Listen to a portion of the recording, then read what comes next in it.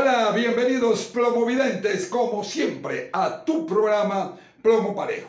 Bueno, fíjense lo siguiente. En la hermana República de Colombia se decretó una reforma tributaria que trajo como consecuencia una ola de protestas y de violencia generada supuestamente por estudiantes y que el pueblo. Pero detrás de esto dicen que estaban los movimientos de la izquierda y por si fuera poco, otros dicen que eso fue lo planificado en el foro de Sao Paulo para tratar de ver cómo toman el control de Colombia desde el punto de vista político. Pero fíjense bien, en Venezuela todo aparentemente está calmado, pero unos dicen que viene una reforma tributaria, otros dicen que ya se hizo una reforma tributaria en el país. Pero aquí no pasa nada. Aquí no se sabe nada. Por eso, hoy hemos invitado a un amigo de este canal, al ingeniero Bernardo Calvo, quien ya en una oportunidad habló de tributos. Le pregunto, o vuelvo a preguntar, ingeniero, ¿aquí viene una reforma tributaria o ya está la reforma tributaria acá? ¿Cuál es la situación real? Porque el pueblo está como adormecido, y con esto no estoy llamando a la protesta, sino que parece que nadie sabe nada o nadie se dio cuenta. Lo escuchamos. Hola Iván, gracias por la invitación. Un saludo para ti y para toda tu audiencia. Mira, sí, efectivamente, la reforma tributaria que se dio en Colombia parece como que se dio de forma legal, regular, diciendo que iban a hacer una reforma con una propuesta económica.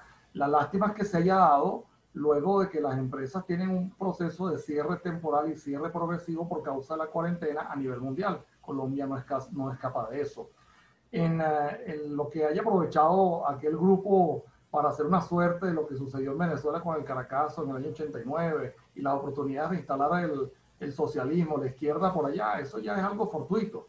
Pero aquí en Venezuela ya la izquierda está instalada desde hace bastante tiempo, bien lo decía aquel presidente, que aquellos de la derecha que tienen ese problema, bueno, en fin, eso todo es un asunto político. Lo que sí te puedo confirmar es que en Venezuela efectivamente sí hay una reforma tributaria en curso y es una reforma tributaria constante. Tiene tiempo sucediendo esa reforma tributaria.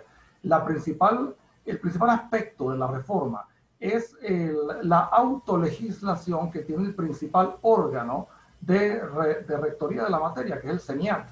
Ellos hacen providencias para cambiar la normativa a cada rato. O sea, te sacan una providencia, luego te dicen que eso salió por la Gaceta, o no te sale por la Gaceta, sino que tienes que estar pendiente de ver cuál es la última normativa vigente del CENIAT para cumplir los cambios que a ellos les convienen, siempre en detrimento de las garantías económicas, siempre en detrimento de las libertades económicas de los empresarios.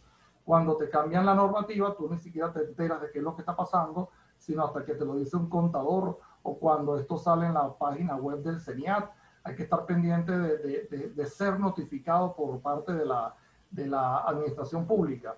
Lo que nos está sucediendo es que nos cambian la normativa cada rato. Por ahí, la constante es que la administración pública en cada una de sus etapas, de sus niveles, municipal, estatal y nacional, están buscando la manera de compensar la escasez económica que antes venía de la renta petrolera, ya sea por la vía del situado constitucional o por el presupuesto de la nación respecto al precio del barril del petróleo. Me acuerdo que cuando estaba en $100 todavía el presupuesto lo hacían en $60.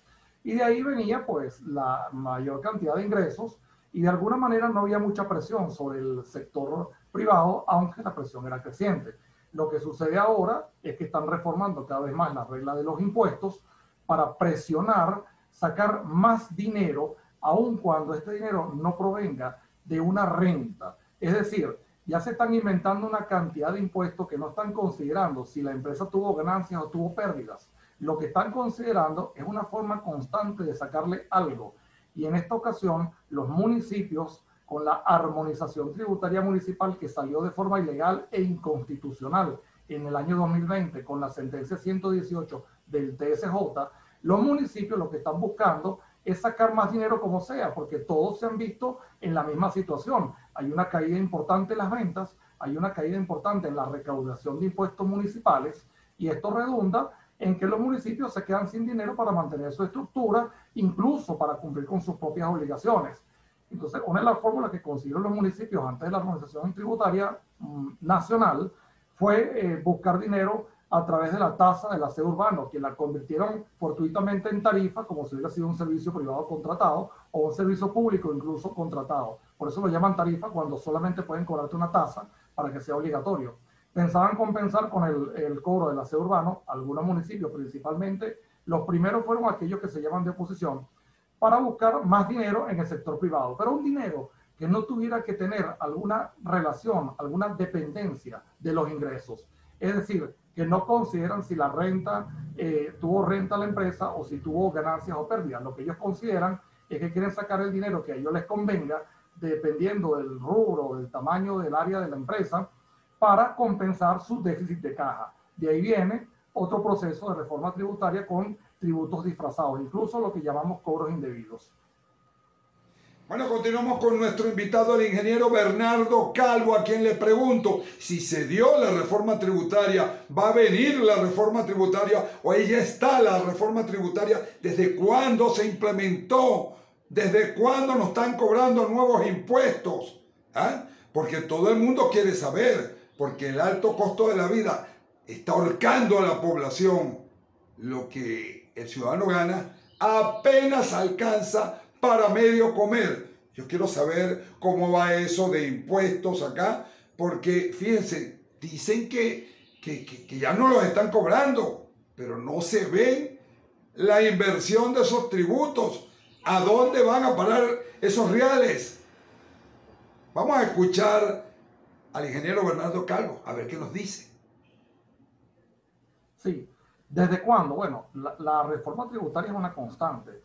Desde lo que es el periodo del año 2000, año 99, de este periodo de gobierno hipersocialista, porque todos los gobiernos han sido socialistas, por lo menos en la Cuarta República, todo lo que ha estado ahí en la Asamblea Nacional es la izquierda, izquierda más fuerte, izquierda menos fuerte, pero izquierda al final. De hecho, entre ellos ni siquiera se reconocen como izquierda. La reforma tributaria más dura empezó después del inicio del gobierno del presidente actual, quien está ahorita en el cargo público de presidente, y fue en el 2014 con la reforma del Código Orgánico Tributario. Lo que se modificó en el Código Orgánico Tributario fue impulsar varias libertades que quería tener la Administración Tributaria Nacional, pero el efecto que eso causó fue bastante nocivo para la economía nacional, sin entrar en especificaciones sobre cuáles fueron las causas, porque es que ahorita volvieron a modificarla y la última reforma tributaria del Código Orgánico Tributario Nacional se hizo por allá por marzo-abril del 2020. Es decir, el 16, fue a finales de febrero, perdón, del 2020. Pero el Código Orgánico Tributario tenía que empezar a entrar en vigencia a finales de marzo. Casualmente hasta el 31 de marzo es cuando la gente declara sus impuestos, ganancias o pérdidas, para los periodos regulares del 1 de enero al 12 al 31 de diciembre de cada año. Esos son ejercicios regulares.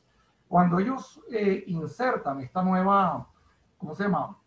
Esta reforma, mediante la reforma del Código Orgánico Tributario, lo que se está haciendo es olvidarse un poco de lo que era la renta tributaria por la vía de las proporciones a los ingresos, porque la baja recaudación de impuestos a nivel nacional también se nota cuando las empresas tienen una caída importante en la facturación, que también, al igual que sucede en los municipios, sucede a nivel nacional, porque la declaración de la renta que se hace a nivel municipal se hace también a nivel nacional.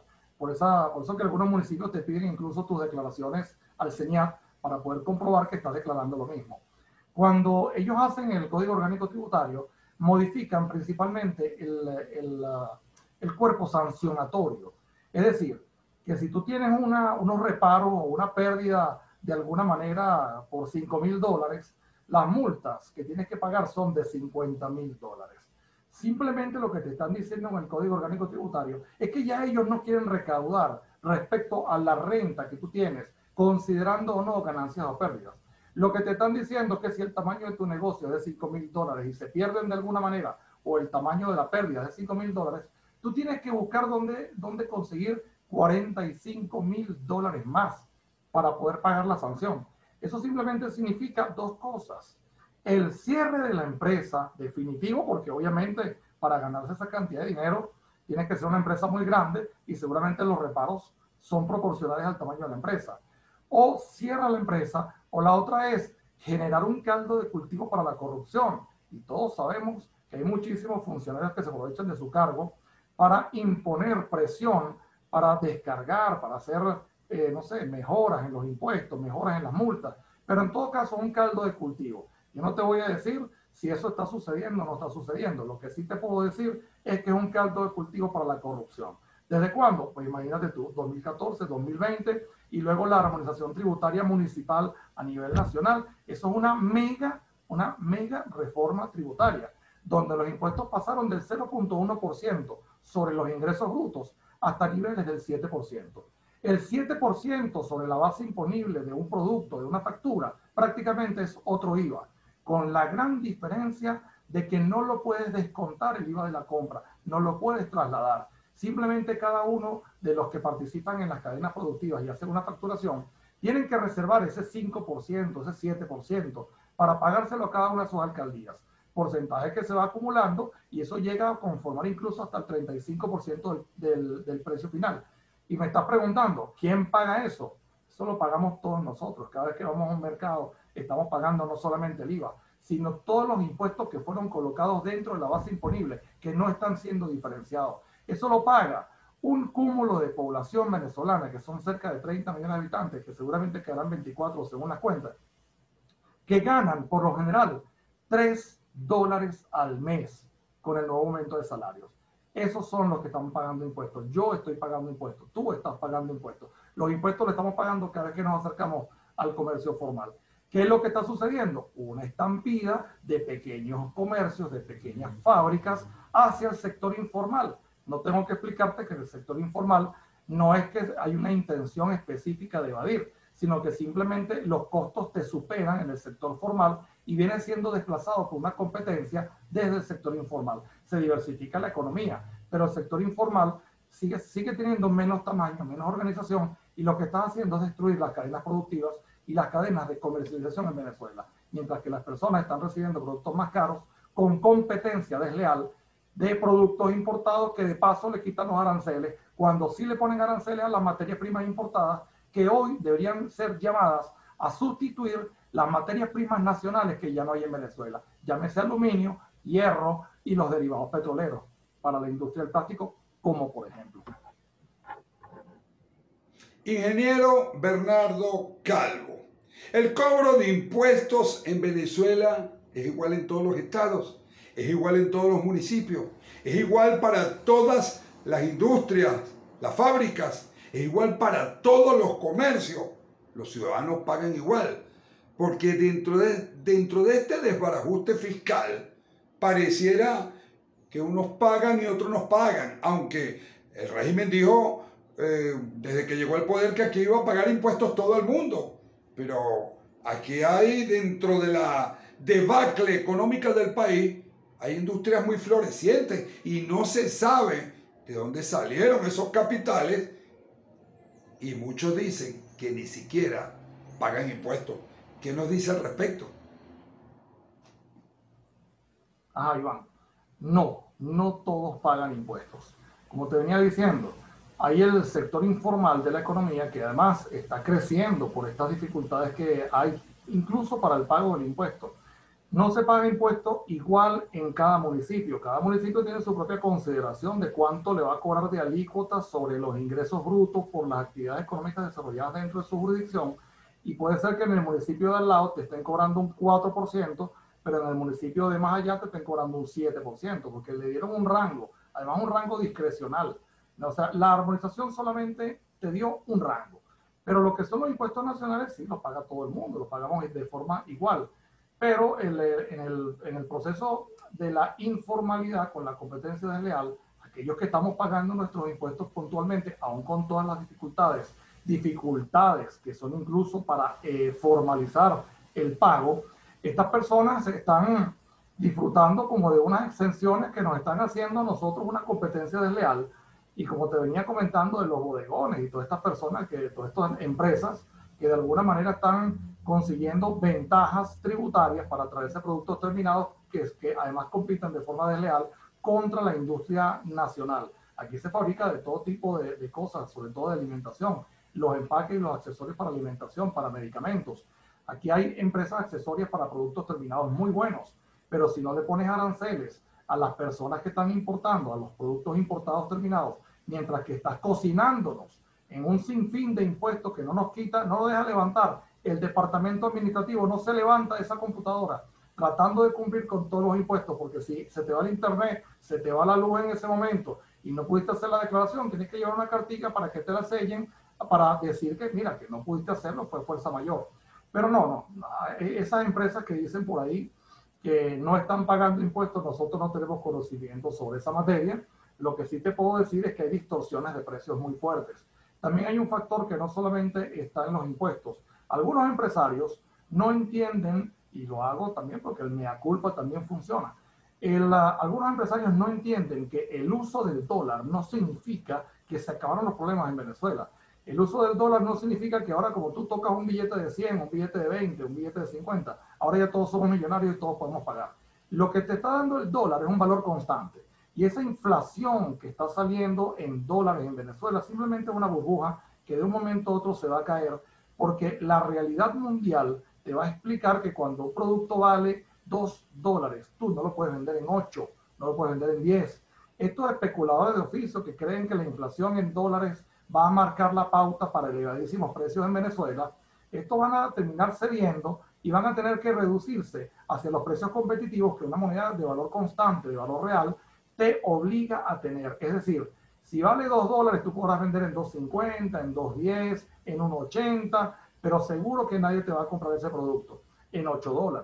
¿Qué es lo que está pasando con los impuestos? Más o menos lo mismo. Y eso es producto de la ignorancia, porque al haber tenido represado tanto tiempo el control de cambio, la gente no ha podido manejar el valor real de la moneda y estamos todos llenos de subsidios, estamos saliendo de subsidios del año 2017, 2018 hacia acá.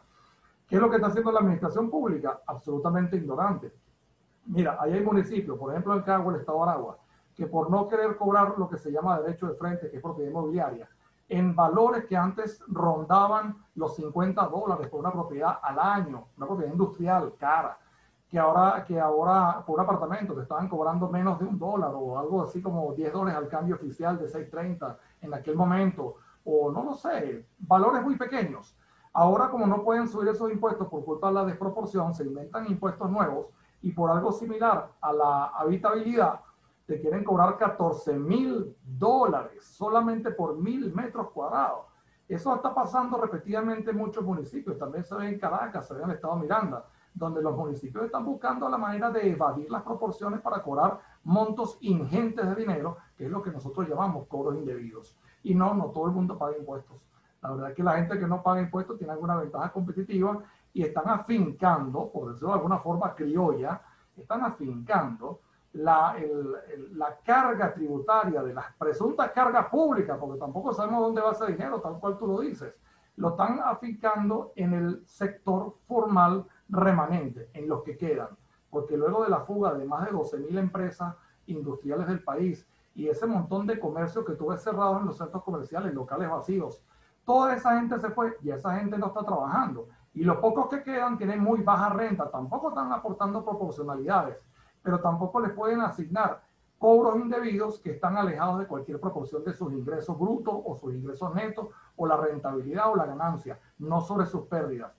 Entonces, ¿qué es lo que nos está quedando? Que esta administración pública, totalmente ignorante del significado de $1, de lo que cuesta ganarse el dinero, ahora pretenden sacarte el dinero mediante cobros indebidos que ellos bautizan con el nombre de impuestos, porque impuestos no son, no sé qué será, no serán tasas, no sé qué es, pero en todo caso están tratando de hacer sentir culpable al sector privado nacional de que tiene que pagar montos ingentes, montos indebidos, que no tienen ningún tipo de justificación, solamente porque la alcaldía pretende sostener algún tipo de presupuesto que mucho antes del 2012 tal vez pudo disfrutar respecto a sus ingresos con sus gastos, pero ahora no. Y el llamado que le hacemos nosotros siempre es el mismo a las alcaldías. Señores alcaldes, ustedes están viendo cómo se ha reducido la cantidad de contribuyentes, somos menos contribuyentes y los que quedamos también estamos reducidos.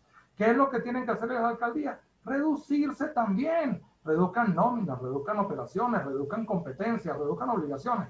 Hagan lo que puedan para reducir los gastos, pero no intenten sostener los gastos sobre el sector formal que queda, porque no lo vamos a soportar. Lo que están haciendo es invitar al sector formal de la economía a dos vertientes: pasarse al sector informal o salir del país. Simplemente en este momento muchos de los empresarios venezolanos que tenemos toda la vida, incluso de 2 o 3 generaciones, en este momento no se ve como un buen momento para invertir en Venezuela, no solamente por lo que pasa ahora, sino porque las expectativas tampoco son muy positivas.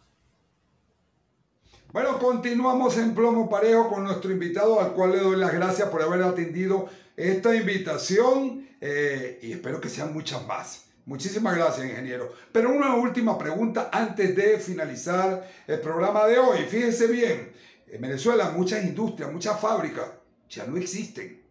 Muchos comercios grandes y pequeños han bajado la Santa María.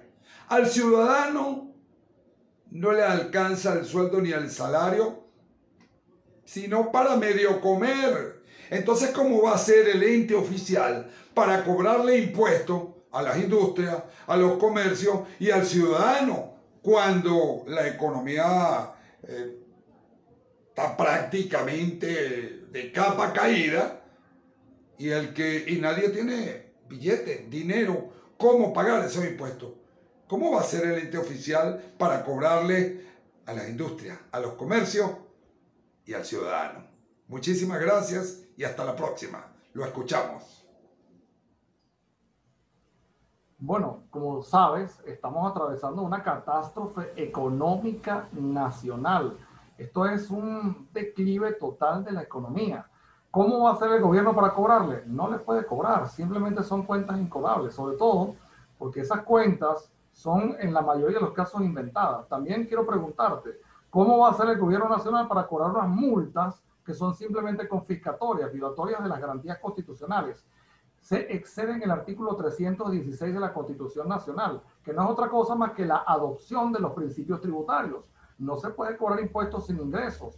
Y por ahí sacamos un comunicado desde la Cámara diciendo que tampoco se puede cobrar servicios sin facturación, que es lo que está pasando con el caso de la Eléctrica Nacional, que mientras teníamos una carga asignada que era bastante barata de pagar, pues no había problema, porque la carga igual no la estabas utilizando, o también se te iba la luz y el servicio era paupérrimamente malo, como sigue siendo ahora con esos cortes de luz.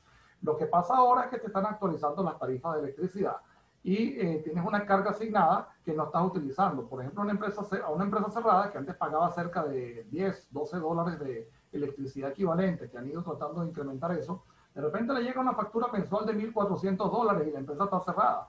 Luego la gente de Corpoelec lo que te dice es que tú tienes esa carga asignada. Eso es lo mismo que están tratando de sacar el dinero. No lo vas a poder cobrar porque la empresa no lo ha generado. ¿De dónde tú quieres que te paguen eso? ¿Tú quieres que el sector privado te financie luego que disfrutaste de unos ingresos petroleros y de las demás materias primas nacionales de más de 1.000 millones de dólares? Algo así como 1 trillón de dólares, 1 billón de dólares. Y con todos esos ingresos y 60.000 millones de dólares que se perdieron de inversión en el sector eléctrico, con todos esos ingresos que de alguna manera se dilapidaron, algo así como 122.000 millones de dólares perdidos a través del control de cambio en Cadivi, con todo ese dinero que pasó por las manos, sanciones o no sanciones, no lo sé. Tú quieres venir ahora a buscar el fondito en la caja chica del sector privado nacional que ha estado empobrecido y alejado del dólar con un control de cambio durante todos estos años. No se puede cobrar. Simplemente le está generando falsas deudas inexistentes, por tributos que nunca fueron legales, con tributos que son inexistentes al sector privado. ¿Qué quieres hacer? Confiscar todo el país, porque eso es lo que dice el Código Orgánico Tributario, que en algún momento pueden intentar embargarte y tú no vas a tener ni siquiera estado de defensión, estado de derecho en Venezuela, porque la misma Administración Tributaria Nacional es juez y es parte. Y si se acompaña del Ministerio Público, lo que tú tienes como empresario es un riesgo penal por ejercer empresa. Y si tú no pudiste pagar las cosas a tiempo, a ti te pueden estar acusando de cualquier cantidad de cosas. Es elevadísimo el riesgo de ser empresario en Venezuela. Eso es una modificación del contrato. La Constitución, el marco legal, que fueron los que nos invitaron a instalarnos en este país hace 30, 40, 50 años, que somos empresas de tradición. Ese fue el contrato original. Libertades económicas, respeto a la ganancia, pague sus impuestos, se le pagan. Todo eso está cambiando, pero tú no puedes cambiar el contrato después que me instalo. Ahora que ya estamos instalados en Venezuela, las empresas se están yendo. Oye, a lo que nos queda a todos nosotros es irnos. Cuando nos lleguen con ese código orgánico tributario a tratar de cobrarnos, no vamos a poder pagar. Entonces, y además, una cantidad de impuestos que te están quitando. Las grandes transacciones financieras se acumulan en la cadena de comercialización. Entonces, cada ciudadano que tiene un salario de $3 mensuales, cuando llega al salario mínimo, estaría pagando un acumulado de impuestos a las grandes transacciones financieras, que es el 2%, cada vez que tú tienes un débito en el banco. Cada uno de la cadena de comercialización multiplica 2% por 8 personas que pasen, eso no es un 16, eso es más o menos un equivalente a un 8 o 9% de impuesto por valor agregado en la cadena de comercialización sobre el producto. También tienes el impuesto sobre las drogas, el impuesto sobre la tecnología, el impuesto, todos estos impuestos que te quieren agregar, el impuesto de cada alcaldía, que son impuestos proporcionales a la base imponible, que tú no te lo puedes descargar. Estos impuestos nos están convirtiendo al sector privado en recaudadores masivos nacionales del dinero que circula en la calle. Entonces, claro, nos sacan de competencia y viene un bodegón y te vende una salsa de tomate mucho más barata de lo que te cuesta producirla en Venezuela, o un saco de harina pan, o una bolsa de arroz, o hasta cualquier cosa tecnológica, o hasta mueblería. Todo te va a salir más barato, incluso importándolo de países que los salarios exceden los $1.000 mensuales. Esa es la situación. En fin, podemos extender mucho más esto, pero bueno, lo que yo te cuento es lo que yo escucho entre los grupos empresariales, que no te lo pasan formal, no te lo pasan por escrito. Más o menos recopilan las ideas y cuando ellos me escuchan en tu programa, me dicen que sí, que gracias por haberlos representado y es lo que nos está sucediendo. Muchísimas gracias por la invitación y bueno, sabes que cuentas con nosotros en el sector industrial del Estado Miranda. Siempre estamos prestos para dar estas informaciones y ayudar para que la patria salga adelante. Muchísimas gracias.